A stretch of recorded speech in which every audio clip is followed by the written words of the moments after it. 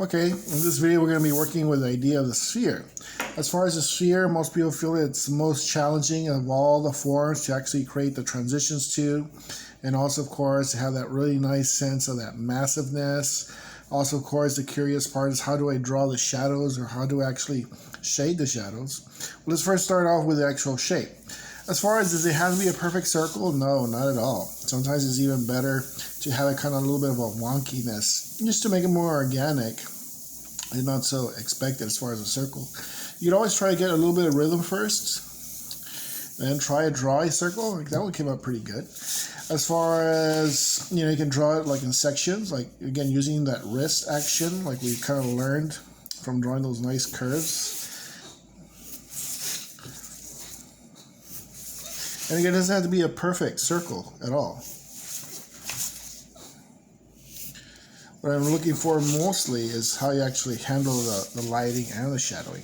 So again, I did that one in little stages. This one I did it with a little bit of rhythm. This third one is the one that most people will say that's a lot better, a lot easier. And that's by making that little icon, as if you're pointing in that direction. Hold it, the pencil, just kind of slide it between your three fingers. As far as the thumb, what it does is it pushes the point until it becomes parallel to your index finger. So if it's too far out like that, it's too far. If it's inwards, too inwards. So again, really, really nice. As far as what do you do now? Well, you pretend like this is the point of your compass. If you hold it out further, it'll make it larger. If you hold it in closer, it'll make it smaller. I'll just do a nice medium. And then what you do is just push down. And again, from here, you're just going to rotate and just spin it all the way around. Just as long as you don't hit something, you make a nice circle. If I wanted a larger one, just hold it further out. So make sure you have enough room to spin it. I did it. There you go. We'll do another one over here. So this one, the one I'm going to apply shading to. As far as the contour, you never want it to be too bold, because then it'll be kind of hard to fade away. As far as in this direction, I always have a feeling that the light's going to come from the right hand side. So I'll go ahead and stick with that. And I'm going to say with the light somewhere around here. So the area that's furthest from the light is going to be way over here on this side. I can already see I scratched the paper a little bit somewhere. I guess it was my finger spinning. So I might see that a little bit later as far as when I start finishing the shading. But again, if this is the furthest point from the light, that's where I want to start my shading. Make sure I put a little bit of paper underneath my drawing head. Now you can do this in a variety of ways. The easiest way of doing it is actually doing it in like little sections. The only problem with doing it in sections, as you saw with some of the other forms that I did in sections, is the overlapping of shading. When you overlap the shading, sometimes of course, because it has another layer or two underneath, that it will look a little bit uneven.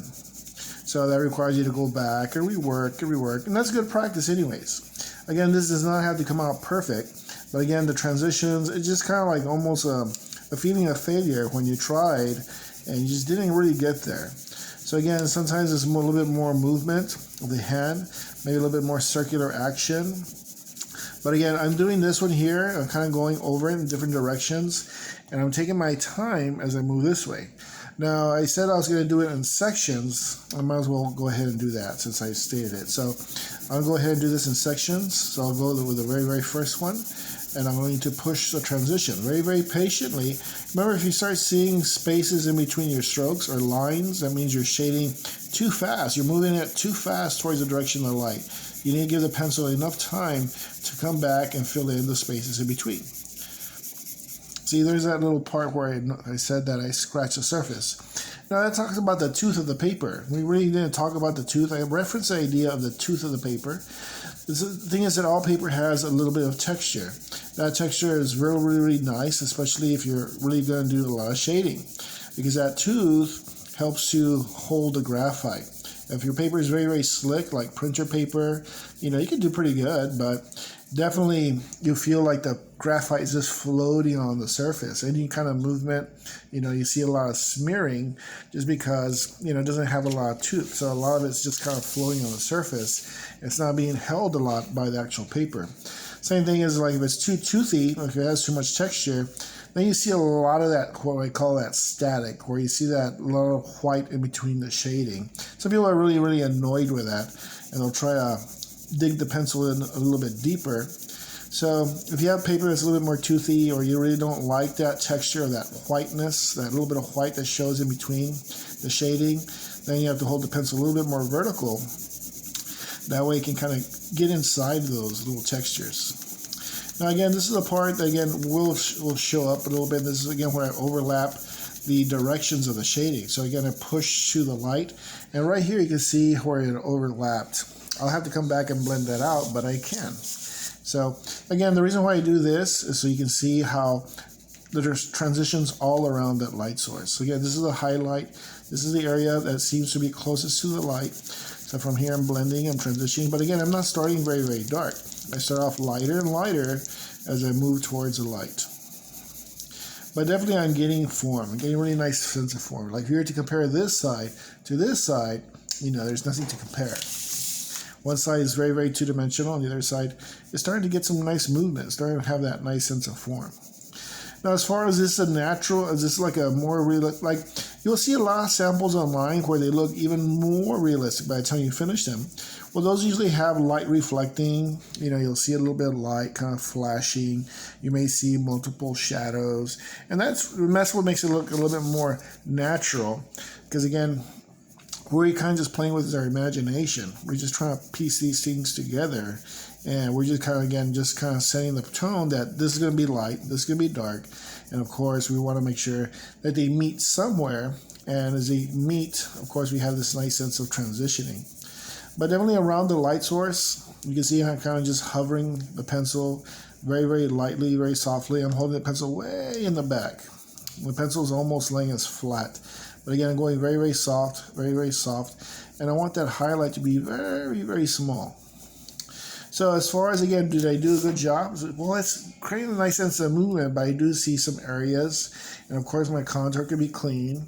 But again, I'm getting a good amount of progress. And I'm doing it in stages so you can see how dark would you begin, and of course, how light would you end up.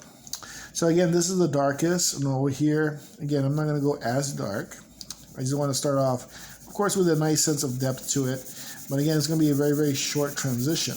Nothing like the very, very first one. The very first one took the most amount of energy because it was so far away. So let's keep pushing, let's keep pushing, let's keep pushing.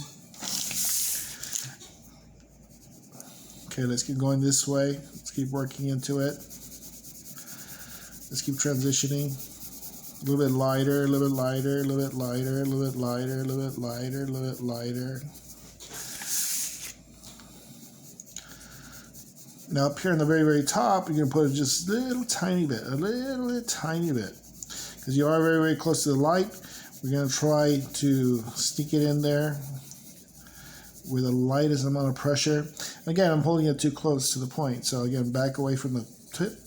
And again, more circular motion. Now again, when I do look at it, I mean, it is working. It definitely has a really nice sense of form. But again, it needs to be blended. So again, this is where I'll come back.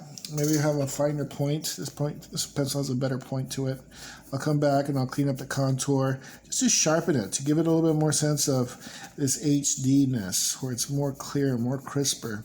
And again, I'm not trying to darken the contour so much. I'm just trying to clean it up because it's kind of fuzzy, a little bit hazy. So again, I was using a little bit more of a rounded point. So hopefully this will work a little bit better. So let's do some little transitioning. I got it cleaned up a little bit. Let's start moving. Start rolling. Now I'm going to hold the pencil more on the back side. It's a little bit of a smaller pencil. Some people don't like small pencils. They usually want the longer pencils because I guess they feel, I don't know, maybe because it's newer, or they can move a little bit better through the pencil. But it doesn't really matter. Again, depends on what you want the pencil for. So in this case here, I originally wanted the pencil to be a little bit pointier so you get the contour a little bit sharper. But now I'm holding it from the bottom like this. I'm only holding it again on the edges, and I'm rolling, rolling, rolling. And then my eyes tell me how much more do I need. Well, the eyes are saying that it's looking smoother, it's looking better. I'm rolling a little bit smoother, a little bit softer. The lines are becoming very, very hard to notice, and it's becoming very, very smooth. So again, that's a positive thing, especially if you really want the transition to show off. If I wanted a rougher texture, of course I could be a little bit more, I guess I could leave it a little bit more expressive. But again, I really want the students to experience the refinedness. Try to go to the very, very highest as far as the blending, the transitioning, and then from there, well, you can always loosen it up a little bit. You can always let yourself be more expressive, depending on, what you're trying to do with the shading. You're trying to evoke what? Are you trying to balance a very, very nice drawing versus something, a little bit more expressive shading? Would that have a really nice effect? Yeah, possibly could. A lot of artists like to do that, where they draw extraordinarily with a lot of talent and proportion and scale, and then they allow the shading to be a little bit more rough, just so you can kind of balance it off, so it can look a little bit more, I guess, artistic. Because sometimes it can be almost too realistic, where people say, oh, it looks very illustrative, it looks very, very photographic. Where's the art side to it? So again, there are a lot of artists that like to do that. Sometimes they'll do it to the background, more rough. Maybe they'll add a piece of charcoal and they'll really, really scuff it up and add a really nice balance to that nice amount of control. So as far as the shading is coming around really good. Some people, again, they'll want to do the sphere first, even without any kind of practice, because I guess they feel like, well, this is a measure. And there's a lot of good measure to it. Definitely you will feel you progressed a lot, especially if you can do a really nice sphere, because it seems like it's just endless amounts of shading. There really isn't a lot of drawing. So again, transitioning from all corners towards that nice little highlight. And as far as the highlight, it's still a little bit rough. So I'm going to keep smoothing it in. And as far as, again, I'm rotating the paper, I'm moving my hands, I'm using my shoulder to do a lot of the work. And right here, again, very, very soft, very, very short little strokes. Because again, it's a very, very small space.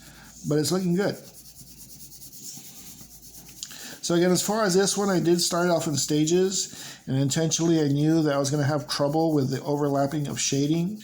And I was going to create some darker areas. And of course, some areas that seemed a little bit better than others. And it's going to require for me to go back and do a lot of blending. And that's good. You always need practice. You always need a good practice. As far as the sphere looking better, yeah, it's looking pretty good. It's looking really nice. And again, you can keep tweaking it until you feel like, there it is. And that's good. I mean, the tweaking is fine.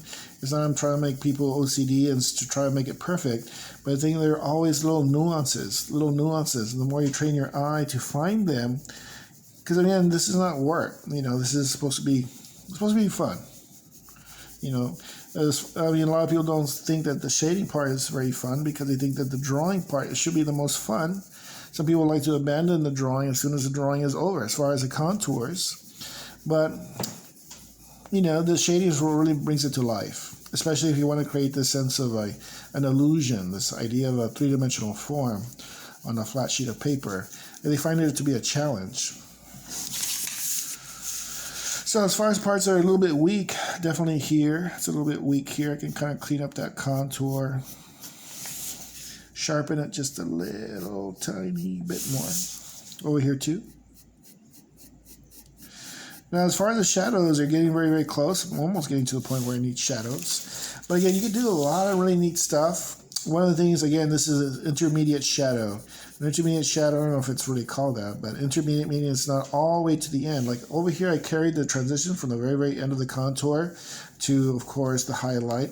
And you could do the same thing for all the way around, but you can also make it seem as if light is reflecting from somewhere else. You can always carry that contour. Instead of the contour being out there, you can kind of soften an inner contour, almost as if this contour here is kind of pushed inwards a little bit, leaving a little bit of that soft light.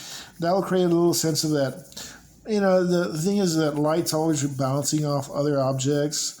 And if you do that, it's not necessarily that you're doing something kind of weird or strange. It's just light in itself, how light reflects off objects and surfaces and creates a little bit of sense of, I didn't think it would look like that. But again, the more you look at objects, the more you'll see light reflecting off.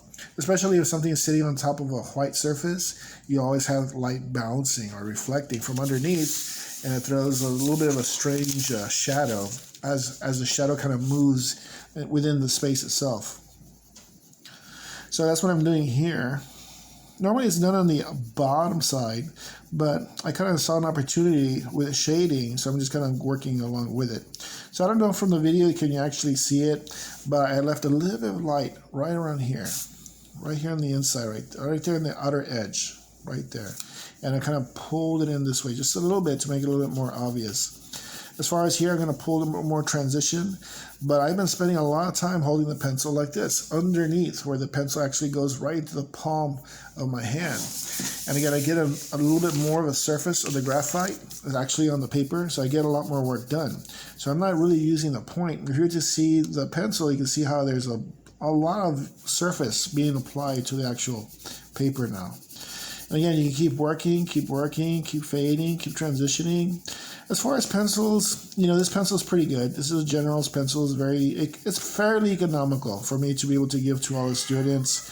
But again, you can always have your own pencils. You can try different kinds of pencils. Some are darker, some are a little bit lighter, some are a little bit more silvery or more metallic. But again, they're all a little unique. And it's kind of nice to be able to, fall in love with a certain type.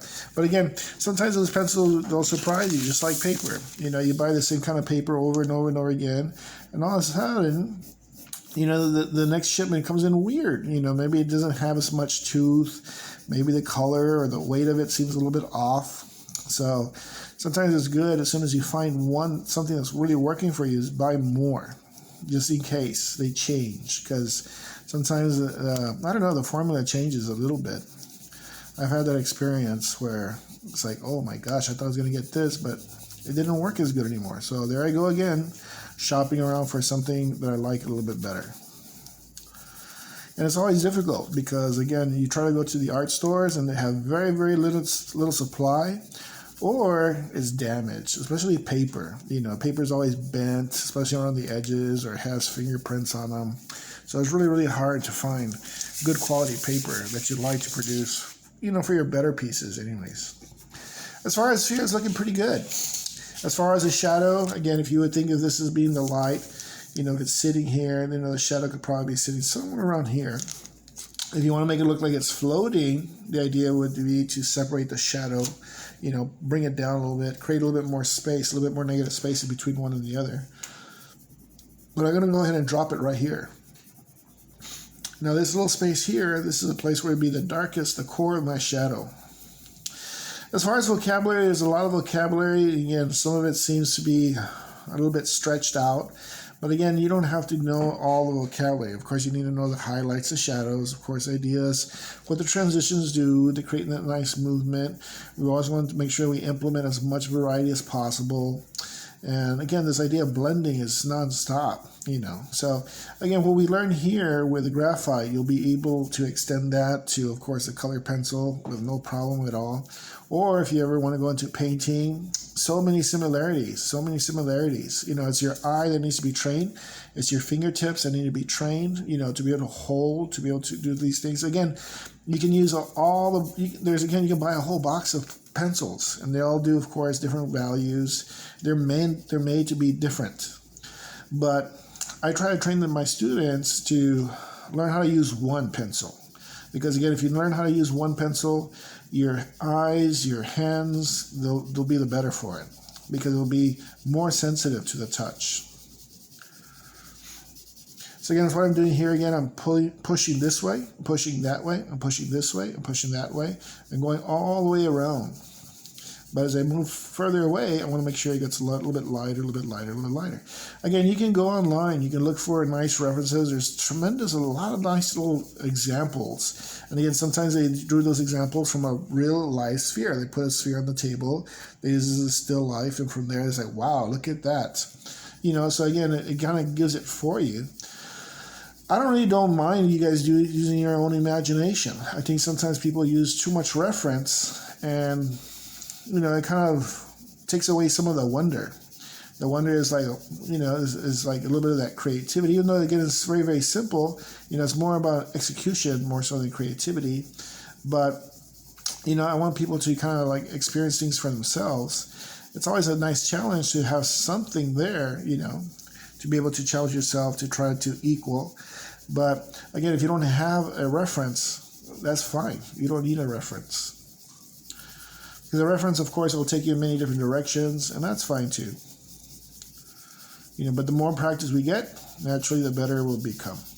We need that confidence. We need that confidence. So again, the confidence comes a lot from using your imagination. Sometimes we feel like we only can do well if we use a picture. You don't need a picture all the time. So as far as the sphere is looking pretty good, the shadow's looking pretty nice. I'm extending. I could probably fix the shape of it just a little bit. As far as the shape-wise, of the shadow, it looks a little bit off as far as the shape of it, as far as how it falls or how it moves forward. So again, as far as the shadow, it's moving into the foreground. I'm just trying to soften a little bit of the edges. But for the entire drawing, I've been, again, holding it like this on its side. And my hands have gotten really comfortable like that. As far as how many shadows can you can do as many shadows as you want. You can throw a darker one this way, a lighter one this way, another one that way. It's up to you. You can have fun with it like that. So the nice thing about when the shadows overlap, where they do overlap, it becomes a little bit darker. And then maybe another one comes over here and becomes darker. That's a nice thing. That's a nice illusion. Makes you feel as if it's actually, multiple shadows overlapping each other. So you can definitely leave this one like this. Maybe you can push it a little bit higher up there. Maybe push it this way. But that's a pretty decent sphere. And again, it didn't require a lot of time. I don't know. 21 minutes already. Goodness. It did take a good while. But again, I did start off with, how to draw, of course, in different varieties and, with different types of strategies as to how to draw the sphere. But there you go. So again, you don't want to give up on it. As long as the transition is moving, you feel bad or you won't feel very good when you notice that the transitions are not changing. So like in my case here, where I notice like from here to here, it looks very, very similar, but I say, I'm going to change that. I'm going to come back and I'm going to really, really crush on it again. I'm going to try and make this a little bit darker because I do notice that it is kind of gray from here to here. So that means it's kind of flat or it's not moving. So as dark as this pencil will go, that's as far as I'll take it.